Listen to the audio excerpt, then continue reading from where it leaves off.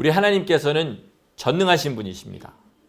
이 하나님께서 그 전능하신 말씀으로 말미암아 이 세상을 지으셨고 이 세상에 자신의 능력을 나타내실 때에는 그 말씀으로 그 모든 것들을 드러내십니다. 천지 만물을 지으실 때도 말씀으로 지으셨다 이렇게 말씀드렸습니다. 그 말씀으로 지어진 모든 것은 지어진 그 순간부터 여지껏 한치의 오차도 없이 정확하게 돌아가고 있습니다. 무엇만 거기서 벗어나냐면 우리 인간만 거기서 벗어났습니다.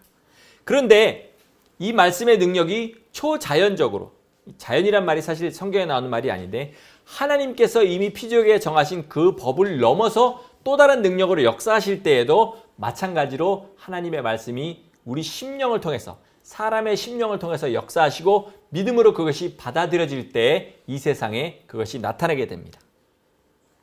오늘 본문에서는 예수 그리스도께서 똑같은 하나님의 말씀임에도 불구하고 그것을 받는 사람에 따라서 그 말씀의 결과는 너무나 다르게 나타난 것들을 설명해 주고 계십니다. 이 세상은요, 사람들 사이에서 하나님의 말씀이 어떻게 취급을 받냐에 따라서 전혀 다르게 돌아갑니다. 로마서 8장에 보면 피조물들이 허무한데 굴복하는 것은 이렇게 얘기하면서 그들이 다 탄식하면서 우리 양자된 우리 몸이 구속되는 그날을 기다려서 자기들도 썩어짐의 종노릇하는 데서 해방되기를 바란다 이런 말씀이 있습니다. 이 말씀이 무슨 말씀이냐면 우리의 몸이 속량될 때 그 마지막에 그때가 언제냐면 몸이 속량될 때라 그러는데 우리 몸이 속량될 때라는 것은 뭐냐면 우리 썩어질 육체가 썩지 않을 영광스러운 몸을 입을 때를 말하는 겁니다. 그때가 되면 모든 피조물들도 썩어짐의 종노릇하는 데서 해방된다는 말입니다. 그러면 지금은 무엇 때문이냐? 우리가 죄를 짐으로 말미암아서 아담이 죄를 짓고 하나님의 계명에서 떨어짐으로 말미암아서 그때부터 이 모든 부조화들이 시작된 겁니다. 하나님의 말씀으로 지어진 피조 세계에서 하나님의 말씀을 거역하는 존재가 있기 때문에 그 하나님의 말씀으로 지은 피조 세계가 그 존재들을 핍박하는 겁니다. 왜요? 너희들 때문에 지금 이 모든 세계가 잘못되게 돌아간다는 겁니다. 어떤 연구 결과를 보니까 육식동물을 계속 집에서 기르면서 그거를 7대째인가가 내려가니까 풀을 뜯어먹게 되더라는 겁니다. 그러니까 이사야서에서 말하는 사자도 풀을 뜯어먹고 뭐 뱀도 이런 모든 것들이 원래 하나님께서 지으신 모양은 이런 모든 것들이 평화롭게 잘 돌아가게 되어 있는데 그때부터 아담이 죄를 범해서 쫓겨난 순간부터 사람들을 이 하나님 만드신 피조계가 못 살게 구는 거죠. 옷을 안 입고도 살 수 있었는데 옷을 입지 않으면 추워서 못 살거나 아니면 너무 더워서 못 살게끔 그렇게 만들어져 있고 그리고 때에 따라서 비가 오고 편안하게 살 수 있는 그런 환경을 다 망가뜨리고 옷을 입어야 살 수 있고 또 집이 있어야 살 수 있는 그런 환경이 된 겁니다. 거기서부터 아담의 후손들은 어떻게 됐습니까? 죄를 하나 더하기 시작했습니다. 그래서 죄가 더해질 때마다 이 피조 세계의 어그러짐은 더 심해지고 있습니다.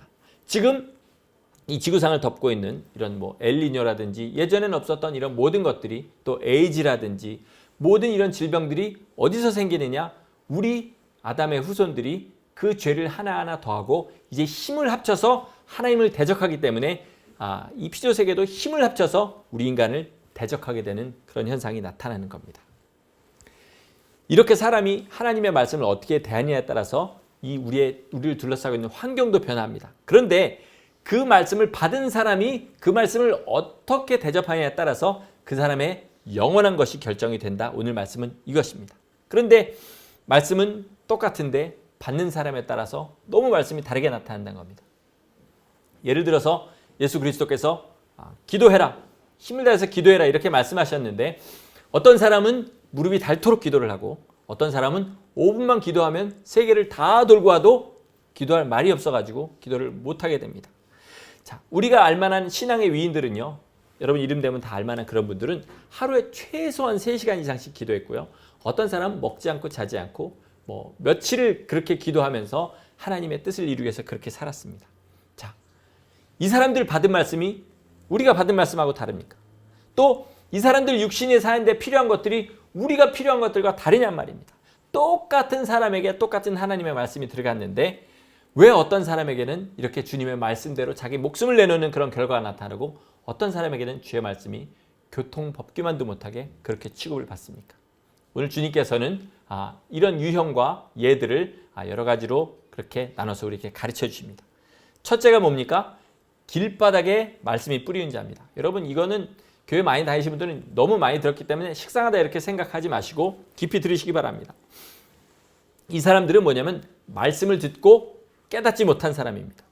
말씀은 전해졌는데 마음속에 아무런 감흥이 일어나지 않는 겁니다. 너희가 죄인이다, 너희 죄 때문에 죽을 거라 그래도 죄책감 또는 그런 공포감조차 일어나지 않는 사람들이죠. 예수 그리스도께서 너희 죄 때문에 십자가에서 그 모진 고통을 당하시고 피를 흘리셨다, 이렇게 얘기해도 그것이 옆집 아저씨가 죽은 것만도 못한 그런 마음에 아무런 감동이 없는 그런 사람들입니다. 물방울이 흙 위에 떨어지면요, 물이 다 스며들어 버립니다. 없어져 버리죠. 그런데 이런 유리나 대리석 바닥에 떨어지면 물방울이 방울방울 외칩니다. 걸레를 한번 쓱 닦으면 없어져 버리죠. 마찬가지로 이 사람들에게는 말씀이 그저 길가에 굴러다니는 돌 같은 그런 존재라는 겁니다. 이게 교회 안 다니는 사람들 얘기가 아니고 교회 다니는 사람들한테 적용되는 말입니다. 말씀을 전혀 듣지 않고요, 깨닫지 못하면서 교회 나온 사람들이 정말 많습니다. 교회를 나가야 마음이 편하니까, 하나님은 계신 것 같은데 말씀은 안 들어오지만 교회를 나가야 마음이 편하니까 사실 별로 듣고 싶은 생각도 없고, 그죠? 근데 제가 말씀을 전하다 보면요, 성경을 이렇게 설명할 때는 눈에 초점이 흐려져 가는 분들이 눈에 보입니다. 눈은 분명히 뜨고 있는데 감고 있는 분들이 보인다는 거죠. 마음문이 닫혔기 때문에. 그런데 예를 들어서 어떤 사람의 예화로 얘기가 딱 바뀌면 갑자기 눈에 팍 하고 불이 들어옵니다. 그리고 다시 성경 말씀으로 돌아가면 그 불이 팍 꺼집니다. 어떻게 그렇게 몇 초도 안 되는 사이에 잤다가 깼다를 반복하는지 모를 정도입니다. 이러니까 많은 목사님들이 설교할 때 유머를 섞습니다. 우스갯소리를 섞죠. 사람들이 자지 않게 하려고. 저도 웃기는 얘기 하는 걸 누구보다 좋아했던 사람입니다. 그러나 주님의 말씀을 전할 때는 일부러 웃기는 소리를 안 합니다. 왜 그러냐면 하나님의 말씀에는 웃기는 얘기가 하나도 없기 때문에 그렇습니다. 얼마나 주님께서 심각하게 우리한테 이 말씀을 주시기 위해서 자기 자신이 하나님의 본체가 육신을 입고 이 땅에 오셔서 자기를 십자가에 달려 돌아가게 하시고 모든 물과 피를 다 쏟아서 우리를 구원하셨다는 그 얘기가 성경에 있는데 어떻게 그거를 세상 농담을 섞어서 코미디언 전하듯이 그렇게 전하는 말입니다. 누군가 설교를 하는데 사람들이 듣지 않고 마음의 움직임이 없다 그러면 그 설교자의 기도가 부족한 거고 영감이 부족한 것이지, 그것이 웃기는 얘기를 하지 않았거나 사람들한테 감동 주는 스토리를 넣지 않아서가 아닙니다. 아니면 듣는 사람들이 길바닥 같은 마음이라 어차피 말씀을 들을 수 없는 사람은 예수 그리스도께서 이 땅에 계실 때 말씀을 전해도 듣지 않았다는 사실을 우리는 분명히 알아야 됩니다. 그러므로 웃기는 소리 해가면서 쇼같이 그렇게 주의 말씀을 전하고 듣는 것은 전한 사람이나 듣는 사람이나 하나님을 다 모욕하는 행위라는 겁니다. 두 번째로 주님께서 하신 말씀은 돌짝밭 같은 마음입니다. 이 앞절에 보면은 뭐라면 흙이 얇은 돌짝밭이다 이렇게 설명을 합니다. 그러니까 그 위에 보면 흙밭인데 그 안에는 뭐냐면 조금만 들어가면 돌짝밭이라 이런 말입니다. 돌이란 것은 뭐를 설명하냐면 굳은 심령을 설명합니다. 굳은 심령. 겉으로는 하늘을 사모하는 것 같고 그리고 죄를 두려워하는 것 같지만 그 속은 자기 생각으로 가득 찬 사람들입니다. 아담의 후손은요, 그 뿌리로부터 완전히 썩어버린 완전히 타락한 존재입니다. 그렇기 때문에 그 뿌리로부터 나오는 썩는 냄새를 맡지 못하는 사람은 주님 앞에 온전히 회개할 수가 없습니다. 그런데 그 죄된 마음이 단단해져 버린 상태에서 겉에만 조금 감정이 누그러졌거나 어떤 기독교에 대한 어떤 생각이 조금 바뀐 것 가지고 주님 앞에 나와서 예배를 드립니다. 들을 때는 감동이 되는 것 같고 저 말씀대로 살아야 될 것 같은 그런 생각이 들지만은, 그런데 결국은 그 사람의 돌 같은 심령, 그 안에 전혀 변화되지 않고 회개하지 않는 심령 가운데 그 뿌리가 막혀버리기 때문에 결국은 그 씨가 맺어야 될 합당한 열매를 맺지 못하게 됩니다. 하나님은 말씀을 주셨는데 예를 들어서 효도란 말 하나를 갖고 놓더라도 미국에는 사실 부모에게 효도란 말 자체가 없습니다. 그러나 만약에 효도란 말이 있다고 하면 미국 사람들이 생각하는 효도와 한국 사람들이 생각하는 효도가 다른 것처럼 효도하세요. 성경은 이렇게 얘기하는 겁니다. 그런데 그 심령이 한국 사람에 맞는 효도하세요를 하나님께서 주셨는데 미국 사람의 심령을 가지면 그 말씀을 이해할 수가 없는 거죠. 네 생명을 나에게 다오 이렇게 말씀하셨을 때 그 말을 주님께서 주시는 그대로 이해를 해야 주님께서 기뻐하신 열매를 맺는데 마음이 돌 같은 사람들은 그것이 안 된다는 겁니다. 여러분 대화를 나눠보면요. 정말 얼토당토하는 믿음을 가진 사람들이 정말 많습니다. 그런데 자기는 믿음 제일 좋은지 압니다. 예수 그리스도께서 생명으로 그 사람 안에 들어가 있지 않습니다. 그럼에도 불구하고 자기는 예수 제일 잘 믿는 줄 아는 그런 사람들이 얼마나 많은지 모릅니다. 이거를 기독교적인 농담으로 뭐라 그럽니까? 내가 복음으로 충만하다고 그러죠. 자기가 이해하는 하나님으로 자기 안에 충만합니다. 그렇기 때문에 자기 믿으면 아무 문제가 없죠. 왜요? 내 믿음으로 내가 충만하니까. 예전에 제가 다니던 교회에 주방에서 일하시던 주방을 담당하시던 권사님이 있었는데 이분이 얼마나 짜게 드시는지 그분이 다 담은 김치는 교인들이 먹을 수가 없습니다. 그런데도 이분은 그렇게 하지 않으면 자기가 싱겁기 때문에 김치나 국이나 그렇게 짜게 만듭니다. 먹는 사람이 아무리 짜다고 그래도 나한테는 안 짜. 그러니까 내 입맛이 맞으니까 나보러 사람들이 요리 잘한다고 그러니까 우리 남편이 내 밥이 맛있대. 그러니까 이거 먹어. 이거죠. 주님께서 우리한테 주시는 말씀을 나한테는 내가 받아들이고 내가 순종하는데 아무 문제 없어. 그런데 왜 나한테 뭐라 그러는 거야? 이렇게 하고 전혀 움직이지 않는 심령. 이게 돌짝밭입니다. 여러분 중에 혹시 아직 내가 길바닥에 돌만도 못한 돌만큼의 가치도 없는 존재이고 이 기어다니는 버러지만큼도 소망이 없는 존재라는 것을 깊이 깨닫지 못한 사람은 분명히 돌짝밭입니다. 그리고 내가 가진 재주나 내가 가진 어떤 돈이나 내가 가진 어떤 것이 하나님 나라의 보탬이 된다 이렇게 생각하시는 분이 혹시 계시면 그 사람도 분명히 돌짝밭입니다. 하나님께서는 우리가 완전히 무가치한 상태라는 걸 깨달을 때 그때부터 역사하시기 때문에 그렇습니다. 이와 같이 여러 면에서 마음이 돌짝밭인 사람이 정말 많습니다. 이것이 산산이 부서져서 흙이 돼야 그때부터 주님의 말씀이 뿌리를 내리고 역사하기 시작합니다. 그렇지 못하면 주님께서 뭐라 그러십니까? 믿음 때문에 조금만 핍박이 와도 조금만 어려움이 와도 금방 포기하게 된다는 겁니다. 이거 제 말이 아니라 주님께서 하신 말씀입니다. 꼭 핍박이 아니라도 조금만 방해가 와도 금방 포기합니다. 예를 들어서 기도하려고 마음을 먹었는데 집에 갔더니 손님이 왔다거나 아니면 갑자기 어떤 재밌는 게 보여가지고 그것 때문에 못하게 됐다거나 이런 것은 왜냐하면 그 마음에 간절함이 없고 그리고 그 마음이 하나님 원하시는 심령이 되지 않기 때문에 잠시 기도하면 좋겠다라는 생각이 들어간 것뿐이지 나 기도하지 않으면 죽겠다라는 생각을 가지지 않았기 때문에 그렇습니다. 그러니까 간절하게 주님을 사모하는 마음이 없는 거죠. 그러니까 이와 같이 돌짝밭에는 어떤 씨가 떨어져도 그 씨로 합당한 열매가 맺어지지 않고 결국은 타져서 다시 그 밭, 겉으로 보기에는 좋은 밭처럼 보이는 그 밭 상태 그대로 아무 열매도 없이 그렇게 주님 앞에 서게 됩니다.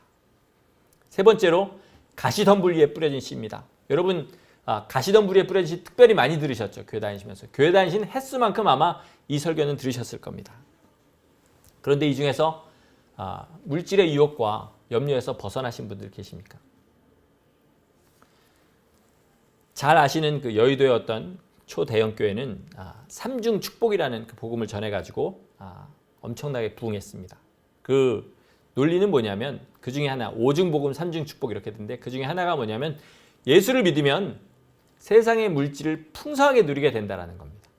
그리고 이 세상에서 무엇을 하든지 자기 분야에서 성공하게 된다는 겁니다. 다분히 물질에 대한 유혹이 서려 있는 말씀이죠. 그리고 만약에 그것 때문에 내가 세상에 성공하지 못하고 어렵게 산다. 그럼 뭡니까? 믿음 없는 사람이 돼버리는 겁니다. 그런데 여러분 잘 아시는 많은 믿음의 사람들은 절대로 그렇게 살지 않았습니다. 가난하게 살았고 청렴하게 살았습니다. 그리고 자기 가진 것, 자기한테 흘러들어오는 것을 가난한 사람들에게 나눠주면서 주님의 복이 자기가 통로가 되게 그렇게 살았습니다. 그리고 혹시라도 자기가 세상 가운데 성공한 사람으로 인정받아서 하나님의 영광을 자기가 가로채는 사람이 될까 봐 그것 때문에 날마다 두려워하면서 자기를 감추고 하나님을 앞세우고 그렇게 살았습니다. 자, 지금 우리는요. 그 삼중 축복을 전한 사람과 그리고 이렇게 하나님 뜻대로 사는 사람들의 모든 결말을 우리 눈으로 분명하게 보고 있습니다. 무엇이 맞는 것인지 주님께서 분명히 가르쳐주고 계시지 않습니까? 너희를 가르친 자의 종말을 유의하여 보고 그리고 그 사람들의 가르침을 받아들여라 이렇게 얘기한 대로 정말 그 종말을 봤을 때 어떤 사람이 어떻게 산 것을 우리가 보고 배워야 되는지는 너무나 분명하다는 겁니다. 그러나 그럼에도 불구하고 여전히 물질에 대한 걱정 그리고 물질에 대한 욕심과 버리기가 참 어렵습니다. 이 중에 나름대로 경제적인 어려움에 빠지신 분들도 있을 겁니다. 그리고 돈 벌 기회가 있어서 열심히 돈을 벌려고 노력하시는 분들도 있을 겁니다. 이런 사람들에게 성경이 하시는 말씀이 있습니다. 뭐라 그러냐면 조금 거둬도 모자름이 없고 많이 거둬도 남는 것이 없다. 성경이 하신 말씀이 이겁니다. 우리가 부족한 것 같아도 결국은 보면 지나고 나면 살았습니다. 그죠? 우리가 가장 부족한 것 같은 순간에도 지나고 보면 그 순간에 굶지 않고 살았습니다. 그리고 많이 거둔 것 같다 할지라도 실제로 우리 삶에서 누린 것을 보면 조금 거뒀을 때와 많이 거뒀을 때가 다르지 않습니다. 제가 미국 처음 왔을 때 진짜로 주에 한 300불만 벌으면 소원이 없겠다 그렇게 생각했는데 그거보다 훨씬 많이 벌은 그때에도 그때 누린 은혜나 그때 누린 은혜가 전혀 다르지 않고 마음의 풍성함이 다르지 않았습니다. 그런데 주님께서 뭐라고 얘기하시냐면 천부께서 너희 필요한 것을 다 아시니까 염려하지 말아라. 걱정하거나 욕심내지 말아라. 이렇게 말씀하십니다. 오늘 본문을 보면 근데 그게 거저하시는 겉면이 아닙니다. 만약에 가시덤불이 있어서 물질 때문에 걱정하거나 물질 때문에 욕심내거나 그런 것이 마음에 있는 사람은 어떻게 되냐면 말씀이 씨는 맺어서 터지는데 그 다음에 자라지 못하도록 그것이 가로막는다 이겁니다. 근데 그 앞에 하신 말씀을 보면 가시덤불이 자라서 이렇게 얘기합니다. 우리가 마음속에 세상에 대한 욕심이나 어떤 걱정이 있는 것이 그것도 마찬가지로 씨와 같은 것이라서 뿌려졌을 때 말씀은 말씀대로 자라고 가시덤불도 가시덤불대로 자라서 말씀의 기운을 막아버리기 때문에 결국은 결실하지 못한다 이렇게 됩니다. 그럼 어떻게 됩니까? 열매 없는 기독교회는 가짜가 되는 겁니다. 하나님 앞에 섰을 때 아무것도 들고 나가지 못하고 고개를 푹 숙여 나가서 오직 하나님의 처분만 기다리는 그런 상태가 되는 겁니다. 아직도 재리 유혹과 물질의 염려에 시달리면서 이 말씀이 식상하신 분들은 돌짝 바치면서 가시 바칩니다. 왜 주님께서 이런 같은 말씀을 계속 사복음서에 요한복음 빼고 하시느냐면 계속 들으라는 겁니다. 왜 많은 목사님들이 1년마다 설교를 하도록 주님께서 말씀을 자꾸 주시냐면 계속 들으라는 겁니다. 너희 마음이 돌짝밭인지 너희 마음이 길바닥인지 너희 마음이 가시덤불인지 날마다 확인하고 내 마음속에 재리욕이 있으면 있다고 주님 앞에 내어놓고 그것을 없애달라고 기도하라고 이렇게 주님께서 말씀을 주시는 겁니다. 여러분 이 말을 무시하고 만약에 주님 앞에 섰을 때는 얼마나 무서운 결과가 우리 앞에 닥칠지는 그건 우리가 상상도 할 수 없는 일입니다. 그러므로 정말 천국을 소망한다면 이 문제를 날마다 점검하셔야 됩니다. 내 마음을 내 육신을 오늘도 움직이게 하는 것이 무엇인지 내가 기분이 나쁜데 왜 기분이 나쁘지? 돈이 손해봐서 기분 나쁘다면 나는 돈에 묶인 자다. 이런 말씀을 드리는 거죠. 자 마지막으로 좋은 땅입니다. 모든 기독교인들이 자연적으로 자기는 좋은 땅이라고 생각하는 그런 습성을 가지고 있는 것 같습니다. 우리가 좋은 땅이면 왜 세상이 이렇겠습니까? 왜 우리 주위에 이렇게 죄인들이 많겠습니까? 그죠? 말씀을 듣고 깨달은 사람이 좋은 땅이다 이렇게 말씀하십니다. 깨닫되 아까 말씀드린 대로 주님께서 말씀하실 때 뜻하신 그대로 깨닫는 사람이 좋은 땅입니다. 그러니까 마음에 자기 생각으로 굳어진 것이 없어야 됩니다. 그리고 그런 사람에게 말씀이 있는 그대로 이해되고 있는 그대로 자리 잡게 됩니다. 뿌리를 내리게 됩니다. 그리고 그 줄기가 자라게 됩니다. 그리고 세상에 염려와 유혹이 없기 때문에 그 줄기가 잘 자라서 열매를 맺게 된다 이 말씀입니다. 문제는 뭐가 좋은 땅이냐는 겁니다. 다 좋은 땅 그러는데 뭐가 좋은 땅이냐는 거죠. 그것은 자기가 철저하게 무너지는 겁니다. 주님의 말씀이 내 안에 들어와서 그 말씀대로 역사하려면 자기 생각이 없어야 되죠. 예를 들어서 노아가 방주를 지었습니다. 지금 어떤 과학 채널에 보니까 노아의 방주를 있는 그대로 나무로 져가지고 그것이 물에 뜰 확률도 없다 그럽니다. 근데 노아는 그저 하나님께서 주시는 그대로 지었습니다. 그것이 어떤 하나님께서 지으신 이 피조세계의 법칙으로 말미암아 뜬 것이 아니고 노아가 하나님 말씀대로 우직하게 하나도 빠짐없이 다 순종했기 때문에 하나님께서 그것을 물 위에 띄우신 겁니다. 그렇죠? 그렇게 생각하면 주님께서 우리에게 하시는 말씀을 주님께 예를 들어서 그렇게까지는 아니겠지만 내 눈이 범죄하게 되면 눈을 빼어라. 한 눈을 빼고 천국에 들어가는 것이 두 눈을 가지고 지옥에 들어가보다 나으니라 이렇게 말씀하셨을 때 그것을 있는 그대로 받아들이면 세상에 눈 있는 사람이 하나도 없겠지만 그러나 그런 말씀을 주셨을 때 하나님께서 명하신 그대로 그 뜻을 깨닫고 그대로 행하는 사람은 그 말씀에 담겨진 복을 받게 됩니다. 세상 사람도요. 자기 삶에 소망이 없다는 것을 알게 되면 자아가 철저하게 무너집니다. 그리고 어떤 사람은 잘못하면 정신병에 걸리죠. 우리 안에 소망이 없다는 것을 발견하는 것이 자아가 무너지는 지름길입니다. 여러분 세상에 어떤 사람도요. 예수 그리스도를 빼고 나서 소망이 있는 사람은 아무도 없습니다. 하나님께서 세상 모든 사람에게 반드시 이루어질 예언을 주신 것이 있는데 그게 뭐냐면 너희는 다 죽는다는 겁니다. 우리가 죽으면요. 세상에 아무것도 없습니다. 그죠? 맛있는 음식도 없고요. 돈을 방에다 쌓아놓고 사는 사람도 그 돈이 자기랑 아무것도 없습니다. 다시 말해서 그것들이 내가 죽으면 아무런 소망이 되지 못한다는 거죠. 그런데 우리가 분명히 죽게 돼 있으니까 우리한테 소망이 있습니까? 없습니까?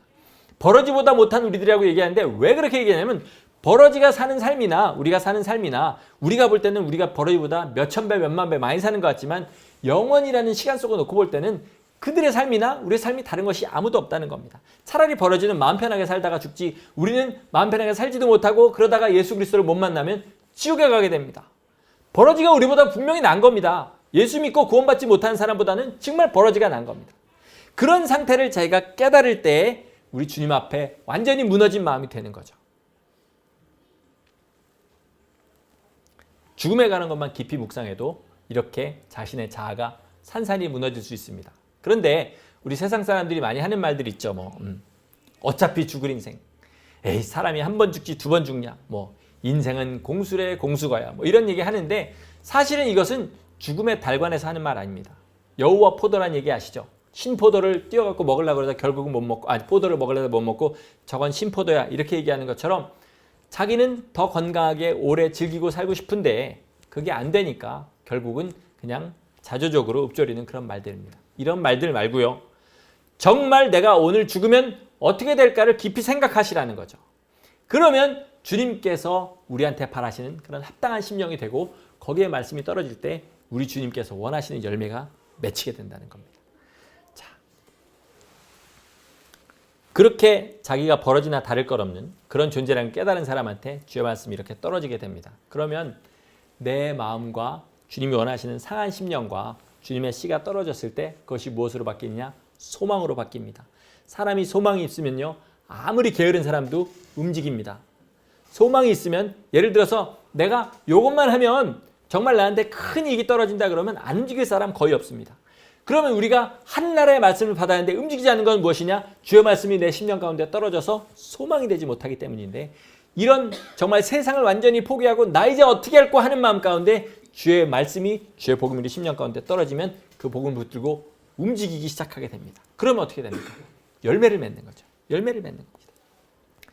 그러나 이 자아라는 건요. 한 번 무너진 다음에는 완전히 없어지냐 그것이 아니고 계속 독버섯처럼 올라옵니다. 정말 없애도 그렇게 올라오는 그런 세상의 그런 마약 조직처럼 그렇게 내 자아는 올라옵니다. 그렇기 때문에 주님께서 날마다 네 자신을 십자가 앞에 못 박으라고 얘기하시는 거고 바울은 이걸 뭐라고 얘기하냐면 나는 날마다 죽노라 이렇게 얘기하는 겁니다.